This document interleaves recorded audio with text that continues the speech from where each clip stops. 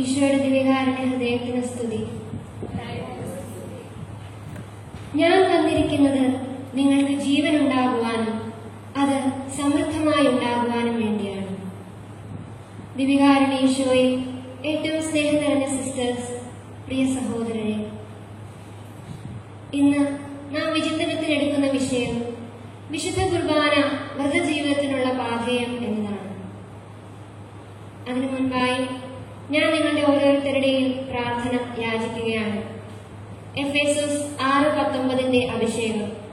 ഞാൻ വായ് തുറക്കുമ്പോൾ എനിക്ക് വചനം ലഭിക്കാനും സുവിശേഷത്തിന്റെ രഹസ്യം ധൈര്യപൂർവ്വം പ്രഘോഷിക്കാനും നിങ്ങൾ എനിക്ക് വേണ്ടി പ്രാർത്ഥിക്കുവിൻ. ഞാൻ വായ് തുറക്കുമ്പോൾ എനിക്ക് വചനം ലഭിക്കുവാനും സുവിശേഷത്തിന്റെ സന്ദേശം ധൈര്യപൂർവ്വം പ്രഘോഷിക്കുവാനും നിങ്ങൾ എനിക്ക് വേണ്ടി പ്രാർത്ഥിക്കുവിൻ.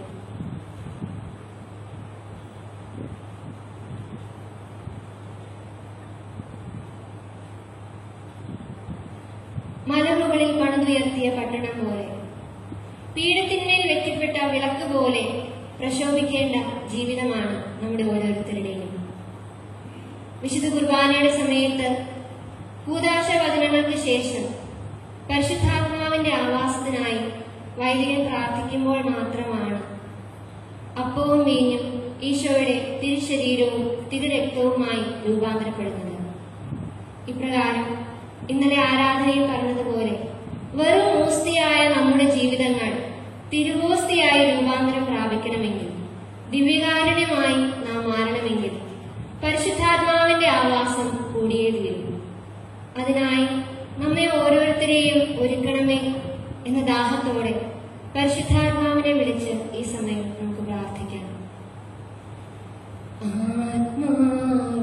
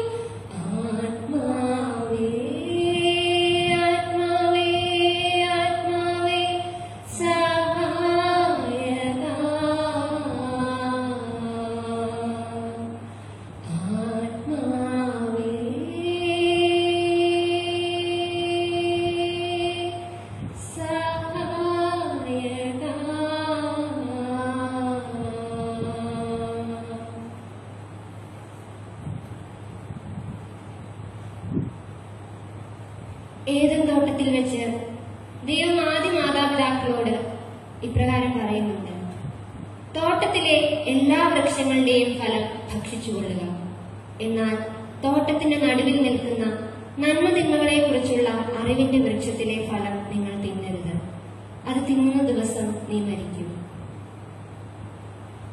തോട്ടത്തിലെ എല്ലാ വൃക്ഷങ്ങളുടെയും ഫലം ഭക്ഷിച്ചുകൊള്ളുക. ജീവൻ നിലനിർത്തുവാൻ ആദ്യകാലം മുതലേ, ഏദൻ തോട്ടത്തിലായിരുന്നപ്പോൾ മുതലേ ഭക്ഷണം എത്രമാത്രം ആവശ്യമാണെന്ന് ദൈവം ഇതിലൂടെ വെളിപ്പെടുത്തുകയാണ്. അതുപോലെ തന്നെ പഴയ നിയമത്തിൽ ഇസ്രായേൽ ജനതയുടെ ചരിത്രത്തിൽ നാം നോക്കുകയാണെങ്കിൽ 6 ലക്ഷത്തോളം വരുന്ന ഇസ്രായേൽ ജനം അവരുടെ മരുഭൂമി യാത്രയിൽ അവർ തളർന്നു വീഴാതിരിക്കുവാൻ ദൈവം നൽകിയ പാഥേയമായിരുന്നു മരുഭൂമിയിലെ മന്ന. നിത്യജീവൻ നൽകാനുള്ള കഴിവ് അതിനുണ്ടായിരുന്നില്ല. ഉള്ള ജീവൻ നിലനിർത്തുവാനും അത് പരിപോഷിപ്പിക്കുവാനുമുള്ള കഴിവ് മാത്രമേ അതിനുണ്ടായിരുന്നുള്ളൂ. വീണ്ടും രാജാക്കന്മാരുടെ പുസ്തകത്തിൽ നാം ഏലിയ പ്രവാചകന്റെ ചരിത്രം വായിക്കുന്നുണ്ട്.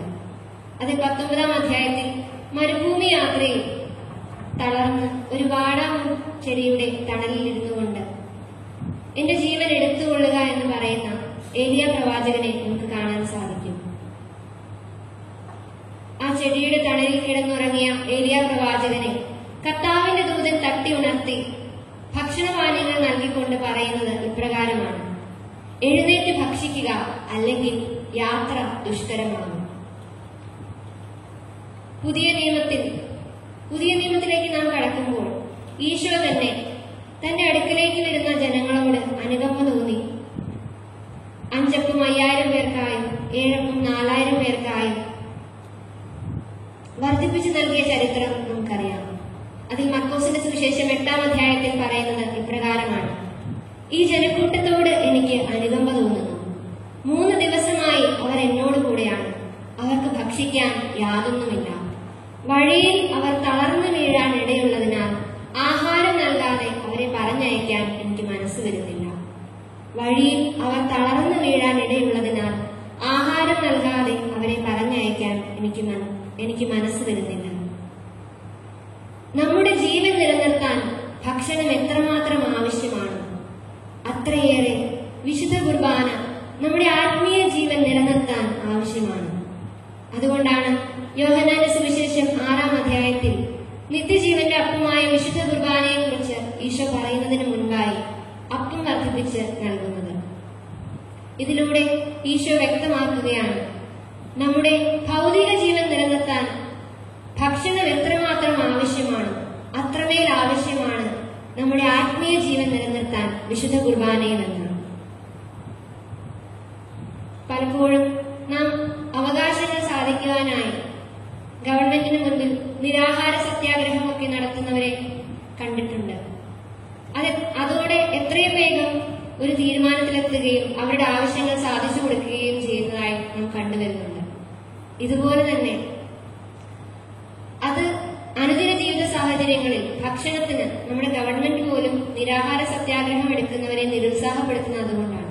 ഇതുപോലെ വിശുദ്ധ കുർബാന ഇല്ലെങ്കിൽ നമ്മുടെ ആത്മീയ ജീവനെ നാം ഇതുപോലെ തളർത്തുകയാണ്. ഒരു സ്പിരിച്വൽ സ്റ്റാർവേഷനാണ് നാം ഇതുവഴി അനുഭവിക്കുന്നത്. ഈ കോവിഡ് കാലഘട്ടത്തിൽ പ്രത്യേകിച്ച് വിശുദ്ധ കുർബാന സ്വീകരിക്കാനും മറ്റും സാധിക്കാത്ത ഈ കാലയളവിൽ പലരും അനുഭവിക്കുന്നതും ഇങ്ങനെയൊരു സ്പിരിച്വൽ സ്റ്റാർവേഷനാണ്.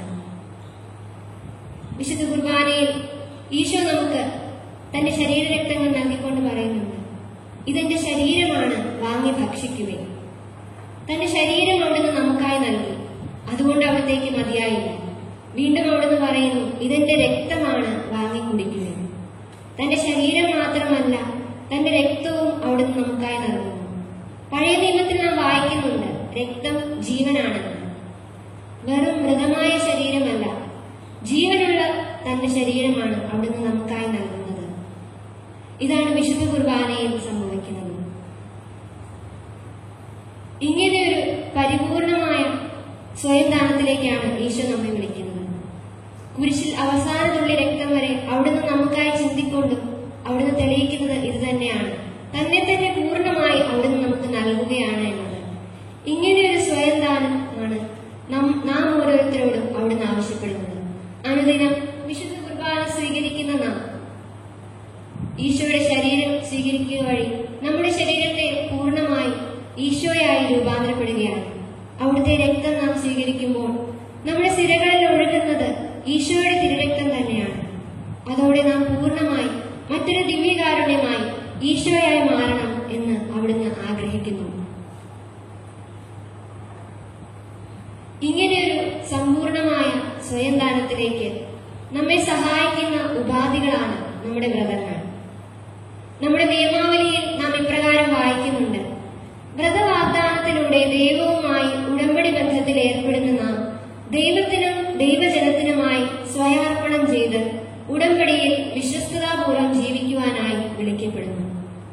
വ്രതവാഗ്ദാനത്തിലൂടെ ദൈവവുമായി ഉടമ്പടി ബന്ധത്തിൽ ഏർപ്പെടുന്ന നാം ദൈവത്തിനും ദൈവജനത്തിനുമായി സ്വയാർപ്പണം ചെയ്ത് ഉടമ്പടിയിൽ വിശ്വസ്തതാപൂർവ്വം ജീവിക്കാനായി വിളിക്കപ്പെടുന്നു. ബ്രഹ്മചര്യ വ്രതം വഴി എല്ലാവരിലും ഉപരിയായി അനുസരണവ്രതം വഴി തന്നിലും ഉപരിയായി ദൈവത്തെ സ്നേഹിക്കുന്നു എന്ന് പ്രഖ്യാപിക്കുവാനുള്ള വിളിയാണ് നമ്മുടെ വ്രതബദ്ധ ജീവിതം. വിശുദ്ധ കുർബാനയിൽ ഈശോയെ സ്വീകരിക്കുന്ന നമ്മൾ ഉണ്ടാകണമെന്ന് അവിടുന്ന് ആഗ്രഹിക്കുന്ന ഈ രൂപാന്തരീകരണം പരിശുദ്ധ അമ്മയുടെ ജീവിതത്തിൽ നമുക്ക് വ്യക്തമായി കാണുവാൻ സാധിക്കും. ഇന്നലെ നാം പരിശുദ്ധ അമ്മ ഈശോയെ സന്ദർശന തിരുനാൾ നാം കൊണ്ടാടുകയുണ്ടായിരുന്നു. അവിടെ നമുക്ക് പരിശുദ്ധ അമ്മയുടെ മാതൃകയിലേക്ക് ഒരു നിമിഷം നമുക്കൊന്ന് കടന്നു ചിന്തിക്കാം. മംഗളവാർത്തയുടെ ആ അവസരത്തിൽ ദൈവദൂതൻ പരിശുദ്ധ അമ്മയോട് ദൈവമാതാവായി താൻ തിരഞ്ഞെടുക്കപ്പെട്ടിരിക്കുന്നു എന്ന വാർത്ത അറിയിച്ചപ്പോൾ ഇതാ കർത്താവിന്റെ ദാസി എന്ന് പറഞ്ഞുകൊണ്ട് തന്റെ ഇഷ്ടങ്ങൾ മാറ്റിവെച്ച് ദൈവഹിതത്തിനായി തന്നെ തന്നെ സമർപ്പിക്കുന്ന പരിശുദ്ധ അമ്മയെ നമുക്ക് കാണുവാനായി സാധിക്കും. ഈശോയെ തന്റെ ഉദരത്തിലും ഹൃദയത്തിലും വഹിച്ചവളാണ് പരിശുദ്ധ അമ്മ. ദിവ്യകാരുണ്യത്തിന്റെ സ്ത്രീയായ പരിശുദ്ധ അമ്മ എലീശോയെ സന്ദർശിച്ച ആ അവസരമാണ് ആദ്യത്തെ ദിവ്യകാരുണ്യ പ്രദക്ഷിണം എന്ന് നമുക്കറിയാവുന്നതാണ്. അവിടെ സംഭവിച്ചത് എന്താണ് എന്ന് നമുക്കൊന്ന് പരിശോധിക്കാം. നമുക്കറിയാം, ഒരു സ്ത്രീ ഗർഭവതിയാകുന്ന ഒരു സാഹചര്യം നമുക്ക് കണക്കിലെടുക്കാം. ആ സമയത്ത് എല്ലാവരുടെയും സെന്റർ ഓഫ് അറ്റൻഷൻ എപ്പോഴും ആ ഒരു സ്ത്രീ ആയിരിക്കും. കാരണം എല്ലാവരുടെയും സ്നേഹവും പരിഗണനയും കരുതലും എല്ലാം ഏറ്റവും കൂടുതൽ ലഭിക്കുന്ന അവസരമാണത്. എല്ലാവരും കൂടി എപ്പോഴും ആ വ്യക്തിയുടെ കാര്യത്തിൽ എപ്പോഴും ശ്രദ്ധയുള്ളവരായിരിക്കും. എന്നാൽ പരിശുദ്ധ അമ്മയുടെ ജീവിതത്തിൽ സംഭവിച്ചത് എന്താണ്? എലീശോയെ പോലെ ആ അവസരത്തിൽ ഇതാ കർത്താവിന്റെ ദാസി എന്ന് പറഞ്ഞ ദൈവഹിതത്തിനായി തന്നെ തന്നെ വിട്ടുകൊടുത്ത ആ അവസരത്തിൽ പരിശുദ്ധ അമ്മ ഈശോയെ തന്റെ ഉദരത്തിൽ സംവഹിക്കുകയായിരുന്നു. ആ സമയത്ത് പരിശുദ്ധ അമ്മയ്ക്ക്, പ്രത്യേകിച്ച് ദൈവമാതാവാണ് എന്ന നിലയിൽ, എത്രമാത്രം സ്നേഹത്തിനും പരിഗണനയ്ക്കും കരുതലിനും എല്ലാം അർഹതയുള്ളവളാണ്. എന്നാൽ തന്റെ കാര്യങ്ങൾ മാറ്റിവെച്ചുകൊണ്ട് മറ്റൊരാളുടെ കാര്യത്തിനായി അമ്മ ഇറങ്ങിത്തിരിക്കുകയാണ്. ഇത് തന്നെയാണ് അനുദിനം വിശുദ്ധ കുർബാന സ്വീകരിക്കുന്ന നമ്മിലും ഉണ്ടാകണം എന്ന് ദൈവം ആഗ്രഹിക്കുന്ന മാറ്റം. ഈശോയെ സ്വീകരിക്കുന്ന നാം പരിശുദ്ധ അമ്മയെ പോലെ സ്വന്തം കാര്യങ്ങൾ മാറ്റിവെച്ചുകൊണ്ട് മറ്റുള്ളവരുടെ കാര്യങ്ങൾക്കായി നമ്മെ തന്നെ പൂർണ്ണമായി വിട്ടുകൊടുക്കുവാനായി വിളിക്കപ്പെട്ടവരാണ്. ഇതുപോലെ ഓരോ ദിവസവും ഈശോയെ സ്വീകരിക്കുന്ന നാം പരിശുദ്ധ അമ്മയെ പോലെ അനുദിനം ഒരു ദിവ്യകാരുണ്യ പ്രദക്ഷിണം നടത്തുവാനായി വിളിക്കപ്പെട്ടവരാണ്. മറ്റൊരു ദിവ്യകാരുണ്യമായി മാറിക്കൊണ്ട് ദിവ്യകാരുണ്യ പ്രദക്ഷിണമാകണം ഓരോ ദിവസവും നാം നടത്തേണ്ടത്. വിശുദ്ധ കുർബാനയിലുള്ള ഈ ദിവ്യകാരുണ്യത്തിൽ വസിക്കുന്ന ഈശോയിൽ തന്നെ നമ്മുടെ ഈ 3 വ്രതങ്ങളും നമുക്ക് കാണാൻ സാധിക്കും. അവനവന് വേണ്ടി മാത്രമായിരിക്കാനുള്ള സ്വാർത്ഥതയിൽ നിന്നും എല്ലാവർക്കും വേണ്ടി ആയിരിക്കാനുള്ള സ്വാതന്ത്ര്യത്തിലേക്കുള്ള വളർച്ചയാണ് അനുസരണവ്രതം. അവനവന് വേണ്ടി മാത്രമായിരിക്കുവാനുള്ള സ്വാർത്ഥതയിൽ നിന്നും എല്ലാവർക്കും വേണ്ടി ആയിരിക്കുവാനുള്ള സ്വാതന്ത്ര്യത്തിലേക്കുള്ള വളർച്ചയാണ് അനുസരണവ്രതം. നമ്മുടെ ഇഷ്ടങ്ങൾ നാം അവിടെ മാറ്റിവെക്കേണ്ടി വരും. നമ്മുടെ മനസ്സിന്റെ ബലിയർപ്പണമാണ് അവിടെ നടക്കുന്നത്. സന്യാസത്തിൽ മാത്രമല്ല, കുടുംബജീവിതത്തിലുമുള്ള പരസ്പര വിധേയത്വം ഈ അനുസരണവ്രതം തന്നെയാണ് വ്യക്തമാക്കുന്നത്. അനുദിന ജീവിതത്തിൽ നാം എളിമപ്പെടേണ്ട സാഹചര്യങ്ങളിലെല്ലാം നാം അനുസരണവ്രതം ജീവിക്കുകയാണ്. വിശുദ്ധ കുർബാനയിൽ ഈശോ നമ്മുടെ കൈവെള്ളയിലേക്ക് താണിറങ്ങി വരുന്നു. അവിടെ ഒരു എളിമപ്പെടലല്ലേ യഥാർത്ഥത്തിൽ നടക്കുന്നത്. നിന്നാപമാനങ്ങൾ പോലും സഹിക്കാൻ തയ്യാറായിക്കൊണ്ട് ഈ തിരുവോസ്തിയിൽ ഈശോ സജീവനായി നിലകൊള്ളുന്നു. പരമപരിശുദ്ധിയിൽ സ്വർഗത്തിൽ വസിക്കേണ്ടവൻ പാപഭംഗിതമായ നമ്മുടെ ഹൃദയത്തിൽ വാഴുവാൻ തയ്യാറാകുന്നു. ഇതിലും വലിയ ഒരു എളിമപ്പെടലുണ്ടോ? ഇപ്രകാരം വിശുദ്ധ കുർബാനയിലെ ഈശോയുടെ അനുസരണത്തിന്റെ ചൈതന്യം അനുദിന ജീവിതത്തിൽ സ്വീകരിക്കേണ്ടവരാണ് നാം. വിശുദ്ധ കുർബാനയിലെ ബ്രഹ്മചര്യം നമുക്കൊന്ന് വിലയിരുത്താം. നമ്മുടെ ജീവിതത്തിന്റെ ഏക ശ്രദ്ധാകേന്ദ്രമായി ഈശോയെ സ്വീകരിക്കാമെന്നും അവിഭക്ത ഹൃദയത്തോടെ ഈശോയെ സ്നേഹിക്കാമെന്നും ബ്രഹ്മചര്യ വ്രതം വഴി നാം വാഗ്ദാനം ചെയ്യുകയാണ്. സ്നേഹത്തിന്റെ തടവുകാരനായി ഈ സക്രാരിയിൽ ദിവ്യകാരുണ്യത്തിൽ ഈശോ അനുനിമിഷം വസിക്കുന്നു. വിശുദ്ധ കുർബാനയുടെ സന്നിധിയിൽ സന്നിഹിതരായിരിക്കുമ്പോൾ പോലും നാം അവിടെ പൂർണ്ണമായി സന്നിഹിതരാണോ എന്ന് നമുക്ക് വിലയിരുത്താം. എന്നാൽ നമുക്കറിയാം, ഈശോ ഈ വിശുദ്ധ കുർബാനയിൽ എപ്പോഴും നമ്മെ ശ്രവിക്കാനായി അവിടുന്ന് സന്നിഹിതനാണ്. അവിടുന്ന് നമുക്ക് എപ്പോഴും സമീപസ്ഥനാണ്. നമ്മുടെ കാര്യത്തിൽ ശ്രദ്ധ വ്യതിചലിപ്പിക്കാതെ എപ്പോഴും നമ്മെ ശ്രമിക്കാനായി അവിടുന്ന് നിലകൊള്ളുകയാണ്. ഇതുപോലെ തന്നെ ദാരിദ്ര്യവ്രതവും ഈ വിശുദ്ധ കുർബാനയിൽ നമുക്ക് കാണാൻ സാധിക്കും. കാലിത്തൊഴുത്തിൽ ഇല്ലായ്മയിൽ പിറന്ന അവസരത്തിലല്ല പരിപൂർണമായ ദാരിദ്ര്യം ഈശോ പ്രകടമാക്കിയത്. ഇവിടെ ഈ വിശുദ്ധ കുർബാനയിൽ ഒരു രൂപം പോലുമില്ലാതെ ഏറ്റവും ചെറിയവനായി സീറോ ആയി നിലകൊള്ളുന്ന ഈശോയാണ് വിശുദ്ധ കുർബാനയിൽ നമുക്ക് കാണാൻ സാധിക്കുക. ഇപ്രകാരം ഈശോയുടെ ഈ ശൂന്യവൽക്കരണത്തിന്റെ മറ്റുള്ളവർക്ക് വേണ്ടി സ്വയം ചുരുങ്ങി നമ്മുടെ ആവശ്യങ്ങൾ മാറ്റിവെച്ച് സീറോ ആയി മാറാൻ നമുക്ക് കഴിയുമെങ്കിൽ അവിടെ വിശുദ്ധ കുർബാനയിലെ ഈശോയുടെ ദാരിദ്ര്യം നാം ജീവിക്കുകയാണ്. ഇപ്രകാരം വിശുദ്ധ കുർബാനയിലെ ഈശോയുടെ ചൈതന്യം ഉൾക്കൊണ്ടുകൊണ്ട് അവിടുന്ന് നമ്മോട് ആവശ്യപ്പെടുന്നത് പോലെ മറ്റൊരു ദിവ്യകാരുണ്യമായി നമ്മെ തന്നെ രൂപാന്തരപ്പെടുത്തണമേ എന്ന് നമുക്ക് ഈ സമയം ആത്മാർത്ഥമായി പ്രാർത്ഥിക്കാം. അതിനായി ദിവ്യകാരുണ്യനാഥൻ നാം ഓരോരുത്തരെയും സമൃദ്ധമായി അനുഗ്രഹിക്കട്ടെ.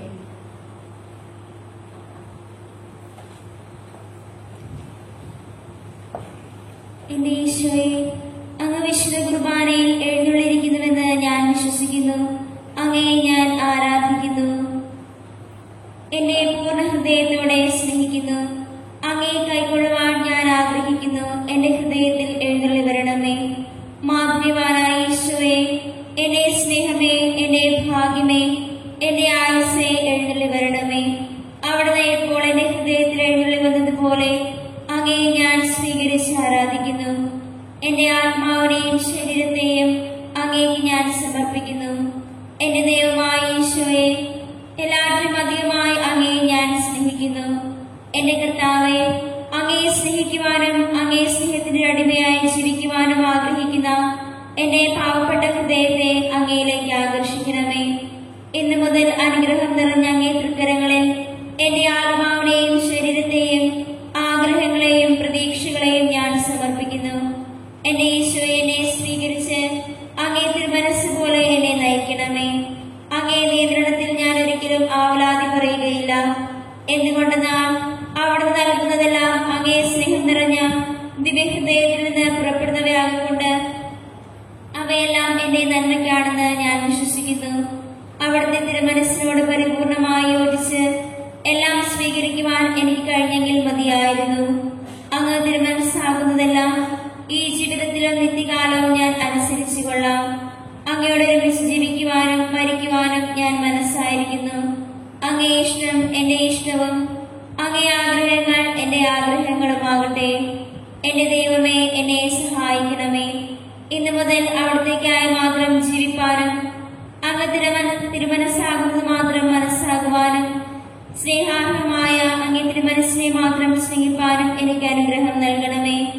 നീതി നിറഞ്ഞതും ഔന്നത്യമേറിയതും സ്നേഹത്തിന് യോഗ്യമായതുമായ ദൈവ തിരുമനസ് എന്നെന്നും നിറവേറട്ടെ, മഹത്വപ്പെടട്ടെ.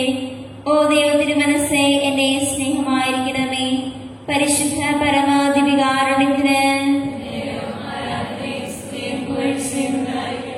പരിശുദ്ധ പരമാധികാരുണ്യത്തിന്, പരിശുദ്ധ പരമാധികാരുണ്യത്തിന്.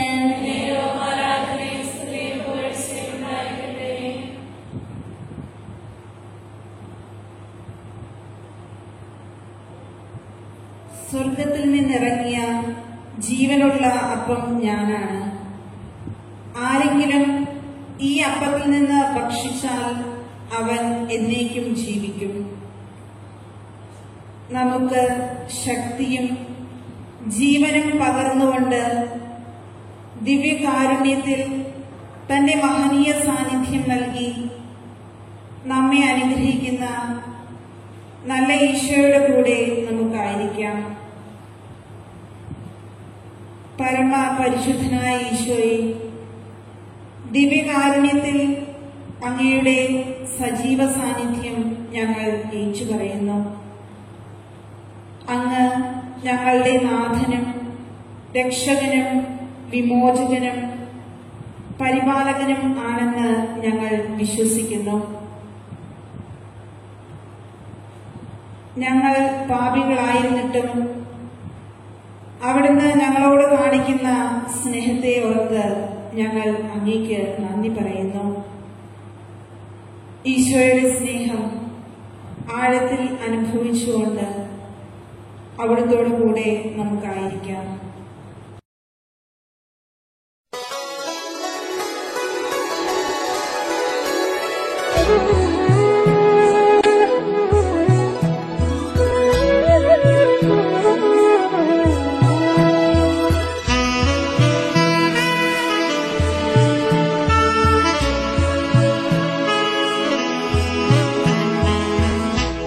ആത്മാവിൻ ആഴങ്ങളിൽ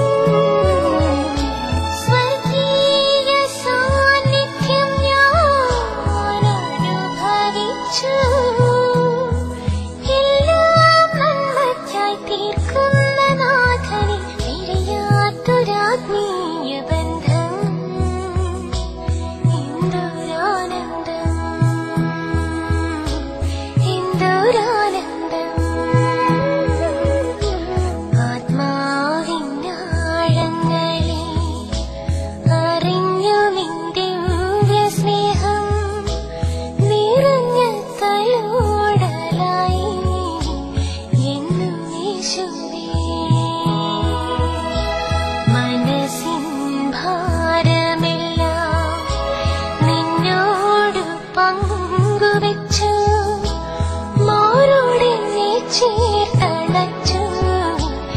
എന്തൊരാനന്ദം ആത്മാവിനാഴങ്ങളിൽ അറിഞ്ഞു നിൻ ദിവ്യ സ്നേഹം നിറഞ്ഞ തലോടലായി എന്നും യേശുവേ.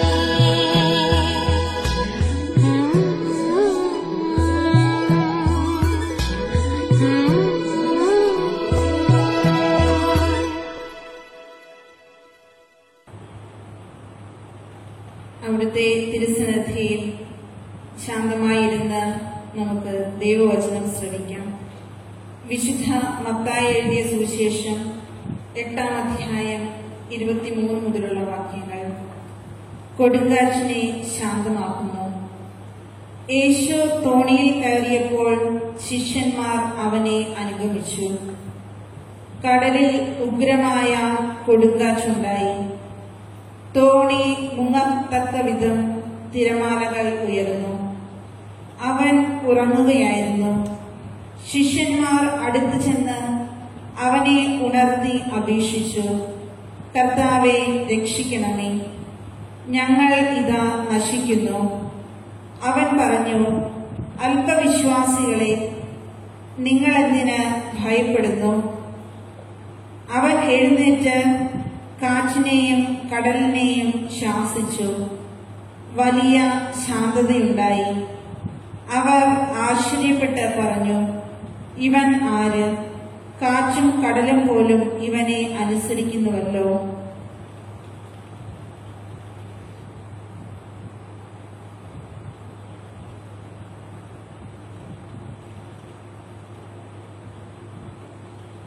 നമ്മുടെ ജീവിതമാകുന്ന നൗക സ്വർഗീയ ജെറുസലേമിനെ ലക്ഷ്യം വെച്ച് നീങ്ങുകയാണ്. ഈ യാത്രയിൽ നമ്മോടുകൂടെ നമ്മെ നയിക്കുന്ന പാഥേയമാണ് ദിവ്യകാരുണ്യം. യുഗാന്തം വരെ ഞാൻ നിങ്ങളോടുകൂടി ആയിരിക്കുമെന്ന് വാഗ്ദാനം പൂർത്തിയാക്കിക്കൊണ്ട്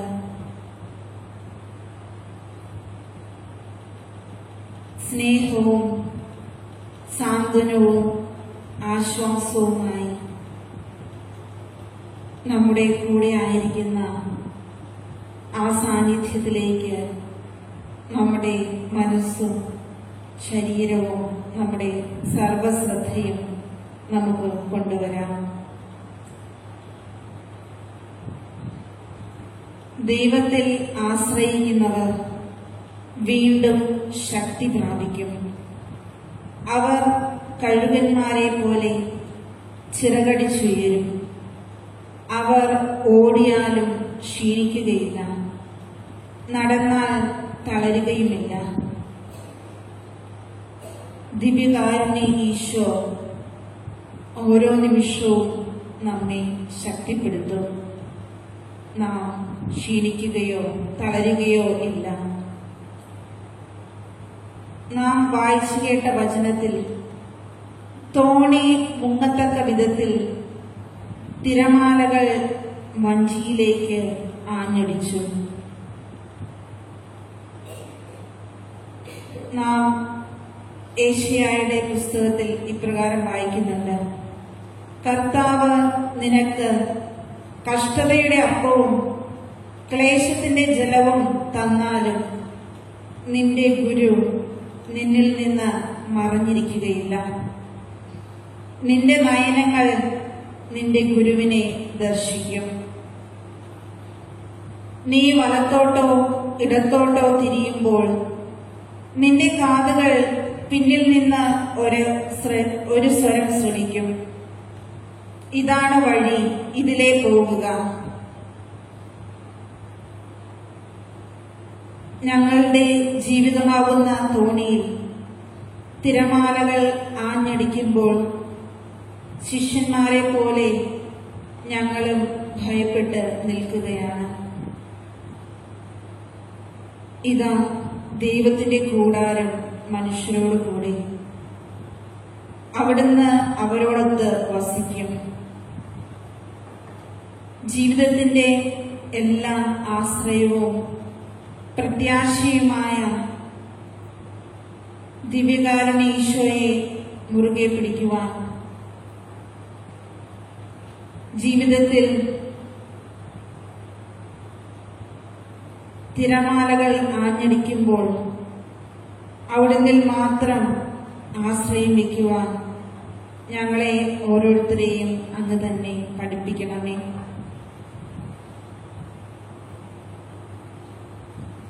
യേശുവിന്റെ ഉപമകൾ എപ്പോഴും സാധാരണക്കാരന് മനസ്സിലാകുന്ന വിധത്തിൽ കടൽക്കരയും വഞ്ചിയും മീനും അപ്പവുമെല്ലാം നിറഞ്ഞു നിൽക്കുന്നു.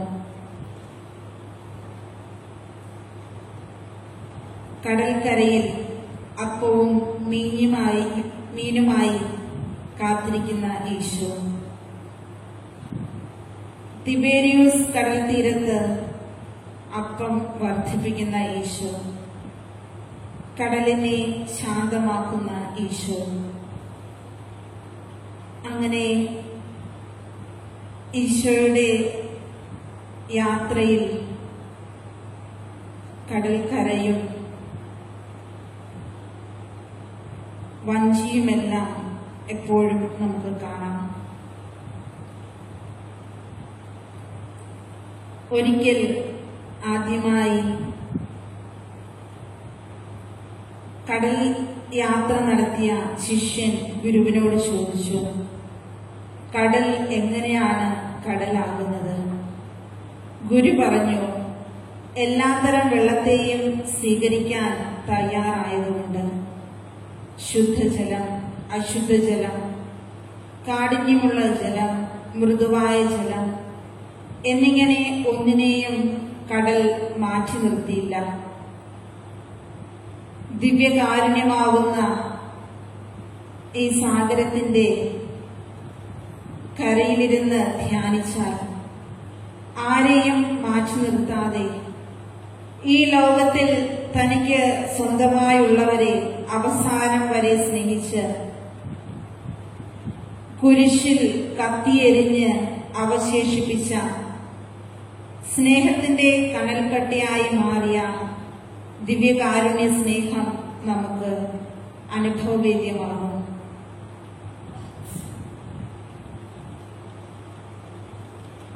ഈശോയോട് ഏറ്റവും വലിയ കൽപ്പന ഏതെന്ന് ചോദിച്ചപ്പോൾ അവിടുന്ന് ഇപ്രകാരം അരുളി ചെയ്തുവല്ലോ, ദൈവത്തെ പൂർണ്ണ ഹൃദയത്തോടും പൂർണ്ണ ആത്മാവോടും സർവശക്തിയോടും കൂടെ സ്നേഹിക്കുക. അപ്രകാരം തന്നെ തന്റെ അയൽക്കാരനെയും സ്നേഹിക്കുക.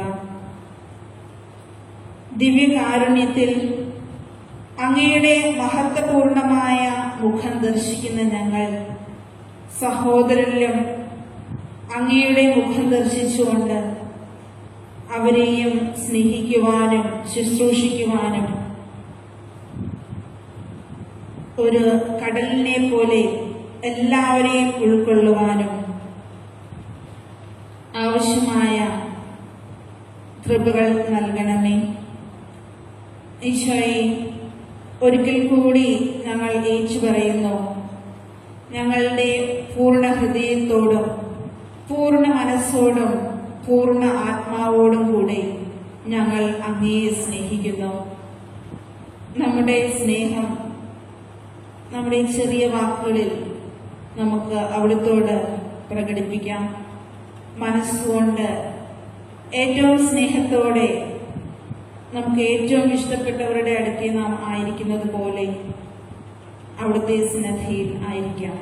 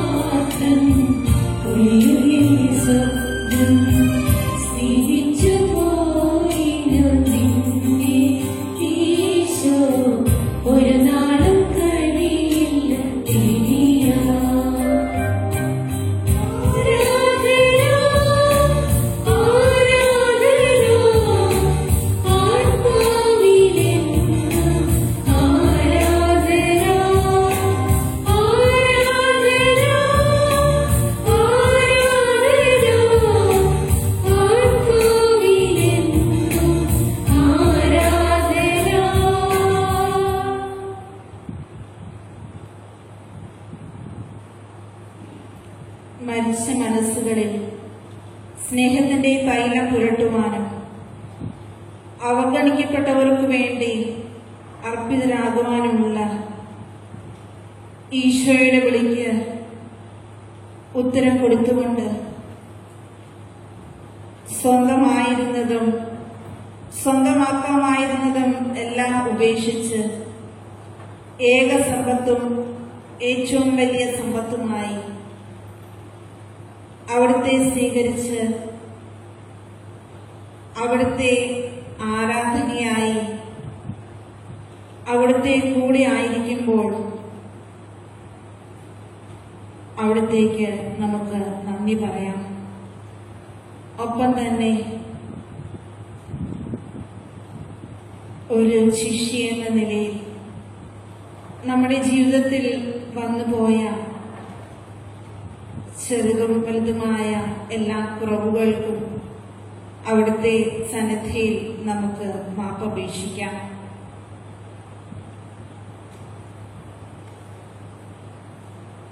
നമ്മുടെ ശ്രദ്ധ ഒരു കൊടുങ്കാറ്റിൽ അകപ്പെട്ടുപോയ ഒരു ശിഷ്യനിലേക്ക് നമുക്ക് കൊണ്ടുവരാം. ഒരു ദിവസം ഒരു കാട്ടിൽ, ഒരു കൊടുങ്കാട്ടിൽ ഒരു ശിഷ്യൻ അകപ്പെട്ടുപോയി. അദ്ദേഹം ഒരു സന്യാസിയുടെ അടുത്ത് ചെന്ന് പറഞ്ഞു, ഞാൻ ഈ കാട്ടിൽ അകപ്പെട്ടുപോയി. എനിക്ക് പുറത്തേക്ക് കടക്കാനുള്ള വഴി പറഞ്ഞു തരുമോ? ഭയങ്കര ഇരുട്ടും കാടിന്റെ ഭീകര ശബ്ദവും സൂര്യപ്രകാശമില്ലായ്മയും എന്നെ അസ്വസ്ഥനാക്കുന്നു. ഉടനെ സന്യാസി പറഞ്ഞു, വിഷമിക്കേണ്ട, നിനക്ക് പുറത്തേക്ക് കടക്കാനുള്ള വഴിയാണെങ്കിൽ നദിയെ പിന്തുടർന്നാൽ മതി. അതെങ്ങനെയാണെന്ന് ശിഷ്യൻ ചോദിച്ചു. സന്യാസി പറഞ്ഞു, നദി എവിടെ നിന്ന് ഒഴുകിയാലും അത് ചെന്നവസാനിക്കുന്നത് കാട് കടന്ന് ഒരു കടലിലായിരിക്കും. അത് പുറം ലോകത്തായിരിക്കും. ശിഷ്യൻ വിചാരിച്ചു, നദിയെ പിഞ്ചെന്നാൽ മതിയല്ലോ, വളരെ എളുപ്പമാണ്. ശിഷ്യൻ നദിയിലേക്ക് ഇറങ്ങി. പക്ഷേ യാത്ര അത്ര എളുപ്പമല്ല. പുറത്തേക്ക് കടക്കുന്ന വഴിയിലൂടെ ഒഴുകുന്ന നദി എന്ന് പറയുന്നത് കല്ല്, പാറ, മുള, മരച്ചില്ലകൾ എന്നിവയെല്ലാം തട്ടിത്തട്ടി ഒഴുകുന്ന ഒരു നദിയാണ്. നദിയിൽ വീഴുന്ന ഒരു കല്ല് പോലും രൂപാന്തരം പ്രാപിച്ച് അത് മനോഹരമായ തിളങ്ങുന്ന കല്ലായി മാറുന്നു.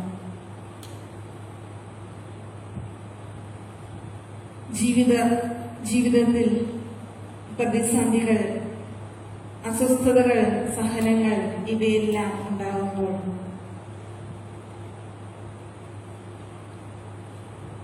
നദിയിലൂടെ ഒഴുകിക്കൊണ്ട് നമ്മുടെ ജീവിതയാത്ര ദിവ്യകാരുണ്യമാകുന്ന മഹാസാഗരത്തിൽ ചെന്ന് എത്തണം.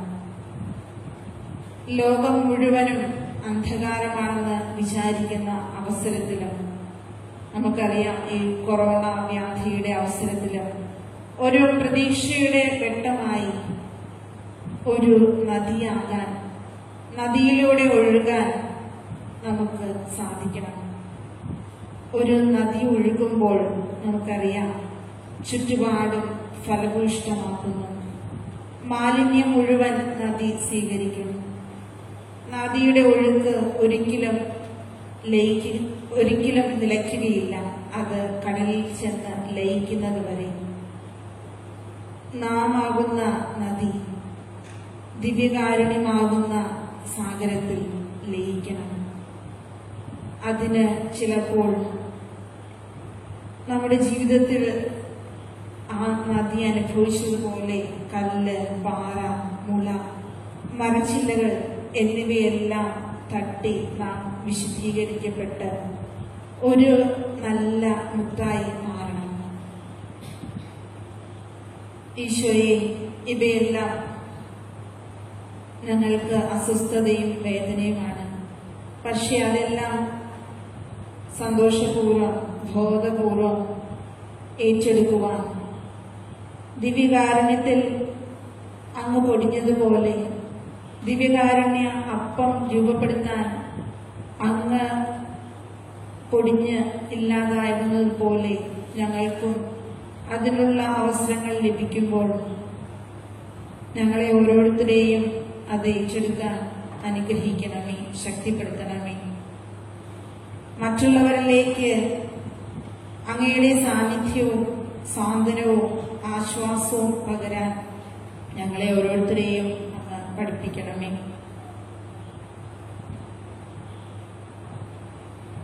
ദിവ്യകാരുണ്യ ഈശോയെ, ഞങ്ങളെ ഓരോരുത്തരെയും അങ്ങേ സന്നിധിയിൽ സമർപ്പിക്കുന്നു.